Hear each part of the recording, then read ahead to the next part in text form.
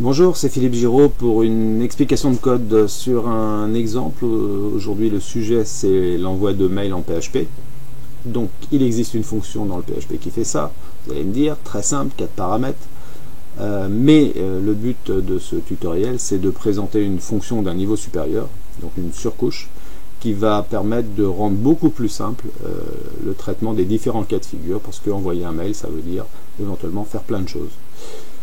Donc pour ne pas se reposer les mêmes questions à chaque fois de création du contenu, on automatise ça dans une fonction, on y réfléchit une fois, et c'est ça que je vais vous présenter dans cet exemple.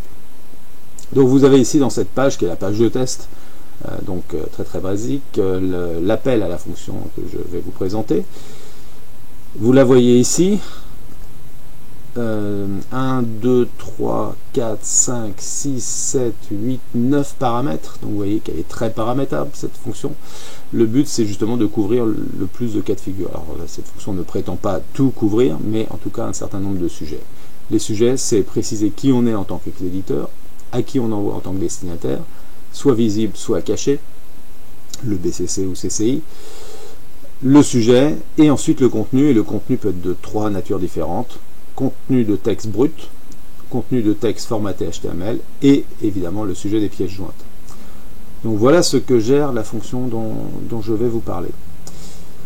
L'utilisation après est très simple, vous voyez, il suffit de l'appeler, passer les paramètres, on fait un if parce que la fonction retourne true quand tout va bien, le mail est parti, false quand ça va pas bien, le mail pour une raison quelconque n'est pas parti. Donc on teste, et ici on se contente de mettre un petit message pour le vérifier. Nous sommes dans une page de test. Dans la réalité, on fera les choses un peu plus précises généralement. Donc évidemment, c'est du côté de la fonction qu'il faut aller voir pour en comprendre le détail. Vous voyez l'explication des paramètres ici. Donc les combien j'ai dit, 3 et 3, 6 et 3, 9 paramètres. Donc mail d'expéditeur, nom d'expéditeur, donc le nom visible, l'adresse de reply to qui n'est pas forcément la même, les mails de destinataire, donc le ou les mails de destinataire, séparés par des points-virgules dans ce qui est demandé par le prototype, le mail ou les mails des destinataires cachés, le BCC, pareil séparé par des points-virgules s'il y en a plusieurs, ensuite l'objet du mail, et les contenus, texte brut, formaté HTML, et les pièces jointes. Donc voilà ce que l'on doit passer lors de l'appel de la fonction, ce que vous avez vu sur la page de test. Maintenant, à l'intérieur de notre fonction, qu'est-ce qu'on fait? On a 2 grands sujets à traiter.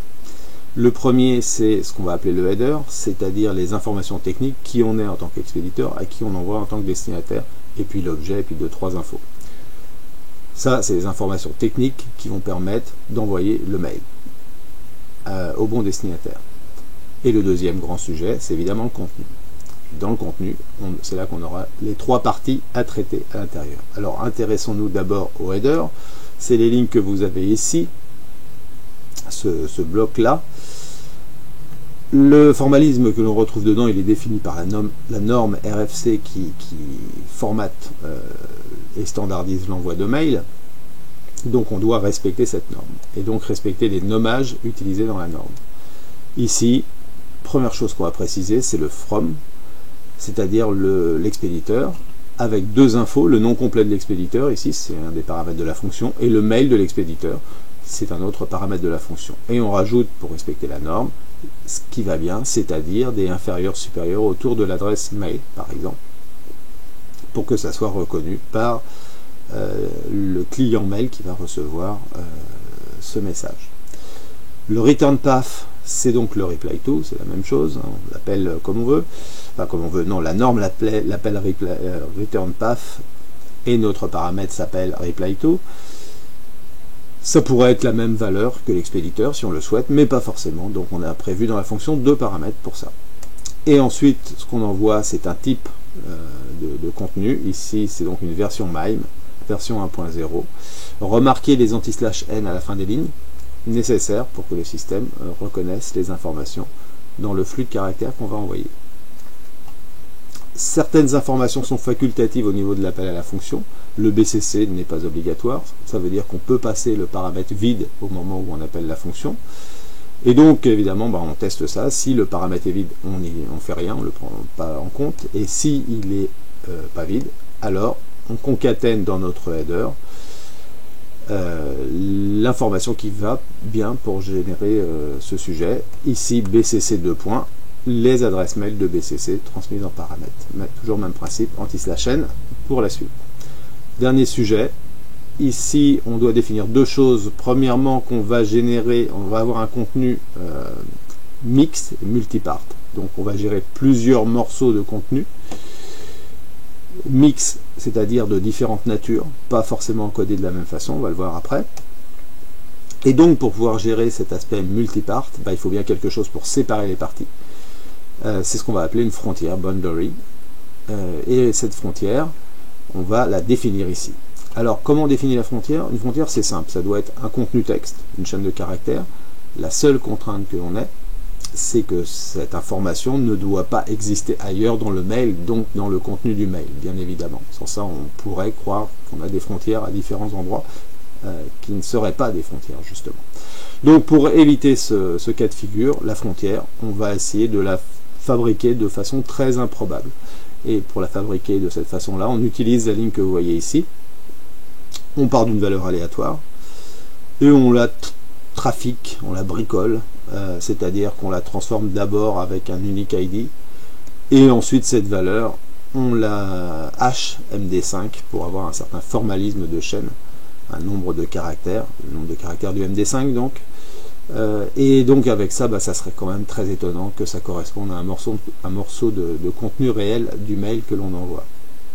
Donc on a ça dans une variable qui s'appelle frontière, et ici on dit au système qu'on va utiliser cette chaîne de caractères pour faire la frontière dans la suite du message. Donc là notre header il est terminé, on passe à la construction du contenu du message. Pour ça, on va utiliser une variable $message, on l'initialise à chaîne vide, et puis ensuite on va venir ajouter, concaténer des morceaux bout à bout pour fabriquer l'ensemble de notre message. Et là, vous voyez aussi des tests. Ces paramètres sont tous facultatifs, ça veut dire qu'on n'est pas obligé d'envoyer les trois types de contenus possibles, mais que certains, évidemment, si on n'a aucun des trois, c'est pas très intéressant. Donc il en faudrait dans la réalité au moins un. On pourrait même le tester dans la fonction. Bon, ça n'a pas été fait ici, on suppose que le développeur qui va utiliser la fonction a un minimum de compétences. Ici, donc, si on a un contenu texte, on va générer premièrement une frontière pour dire début de morceau, début de partie. On utilise la chaîne qu'on vient de créer en rajoutant deux petits tirets devant. La norme impose ça. Et ensuite, on va lui dire, grâce à des variables particulières, donc content type, que cette partie c'est du texte brut, non formaté, donc qu'on utilise le jeu de caractères UTF-8 de façon assez classique, et qu'on va encoder cette chaîne sur 8 bits pour des codes de caractères simples. Une fois qu'on a défini ça, une sorte de petite en-tête de la partie, on rajoute le paramètre texte brut transmis à la fonction. On arrive à la deuxième partie, la partie formatée HTML. Donc ça veut dire on démarre un deuxième bloc, une deuxième partie, on remet la frontière pour dire la première partie est terminée, on passe à la deuxième. Même principe pour ce mini en tête, sauf que là c'est plus du texte plain mais du texte HTML, pour que le système sache qu'il est formaté HTML. C'est toujours de l'UTF-8 et c'est toujours encodé 8 bits, ça ne change pas. Et on concatène notre contenu HTML. Dans ces deux parties, remarquez bien les lignes avec un anti/n ou deux anti/n à respecter pour correspondre à la norme. Enfin, le troisième sujet, c'est les pièces jointes. Alors là, c'est un petit peu plus compliqué parce qu'on peut avoir plusieurs pièces jointes de passer en paramètres séparées par des points-virgules. Et là, il va falloir faire une boucle. Vous apercevez une boucle ici fort pour traiter l'ensemble de ces fichiers. Alors pour ça, on va commencer par transformer notre chaîne en tableau, ce sera plus facile à exploiter. On va donc faire un explode de la chaîne de caractères grâce au séparateur point-virgule. Ça veut dire que la chaîne va être découpée en autant de morceaux qu'il y a de points-virgule et les différents éléments vont être rangés dans des cases de tableau. On demande combien il y en a des éléments grâce à la fonction count sur le tableau pour savoir combien le système en a trouvé dans la chaîne de caractères. Et on fait une boucle très basique. For i égale 0 jusqu'à i inférieur au nombre. Ça fait bien les n fichiers. Et on incrémente de 1 à chaque tour de la boucle. Et donc, à chaque tour de boucle, qu'est-ce qu'on doit faire? On doit générer un bloc c'est-à-dire une frontière, pour dire nouveau bloc, nouveau fichier. Le mini-header ici va indiquer le type du fichier. Alors dans mon exemple ici, je ne traite que des images JPEG, mais on peut gérer tous les types de fichiers. Ça veut dire qu'il faudrait, si on veut être plus réutilisable, il faudrait tester le type de fichier par son extension et du coup appeler le bon type ici dans le content type. On précise le nom du fichier, puis le type d'encodage. Alors là on va plus être en 8 bits, on va être en base 64, hein, parce qu'on est sur des fichiers avec des caractères très différents du jeu de caractères affichables. On va lui préciser en termes de disposition au niveau du mail que c'est un attachment, c'est-à-dire donc une pièce jointe. Et on va repréciser ici le file name, que l'on récupère donc dans le tableau, bien évidemment, à la case $i. Dernière opération à faire, c'est bien d'avoir un fichier, il faut qu'on rentre le contenu du fichier dans le flux de caractères du message, ça veut dire qu'il faut qu'on transforme ça en chaîne de caractères. Donc pour ça, 3 étapes que je vais expliquer succinctement et je vous renvoie vers une référence pour le détail de ces fonctions. En gros, on commence par faire un file get content, ça veut dire on demande au système d'aller lire le fichier sur le disque, de remonter les octets, les caractères, de les encoder dans un certain format, c'est-à-dire le base 64, et parce qu'on a des contenus éventuellement volumineux, on va demander au système, grâce à un chunk split, de découper ce grand contenu en morceaux. Et pour faire comprendre que c'est découpé, le système va rajouter quelques infos à l'intérieur de ça. Donc ça va nous faire une grande chaîne de caractères, mais formatée d'une certaine façon, que l'on concatène tout simplement à notre message. Donc à la fin, vous comprenez qu'on a un grand contenu, avec des parties à l'intérieur, le header d'abord, puis autant de blocs que l'on a de types différents de contenus à envoyer, texte brut, texte HTML, et puis les fichiers des pièces jointes, transformés en chaîne de caractères. Une fois qu'on a tout ça, on peut appeler la fonction du PHP, la fonction mail, qui elle est très, très basique. 4 paramètres, les mails de destinataire, l'objet, pardon, donc le titre du message, le message, c'est-à-dire cette grande chaîne qu'on a réussi à fabriquer, et puis le header. L'ordre n'est pas très très logique au niveau de l'appel de la fonction mail, mais enfin c'est comme ça. Donc on termine par le header, l'appel de cette fonction. La fonction mail, elle nous renvoie true ou false, selon que ça s'est bien passé ou pas. Et notre fonction se contente de retourner la valeur retournée par la fonction mail, c'est-à-dire true si ça s'est bien passé, et false en effet si on a eu un problème. Donc ça s'appelle exactement de la même façon. Du coup c'est dans des codes existants, c'est assez facile à transformer, si on avait une écriture à base de fonction mail, de remplacer ça par cette fonction de plus haut niveau. Ça ne change pas la structure de test derrière. Voilà, j'espère que cette explication a été à peu près claire et que maintenant vous voyez ce qu'il y a à faire pour envoyer un mail de façon assez générique en PHP, c'est-à-dire pouvoir réutiliser ça dans un certain nombre de projets. Je terminerai par juste un exemple d'application avec par exemple ceci. Alors ici on est dans un script de modification de profil utilisateur.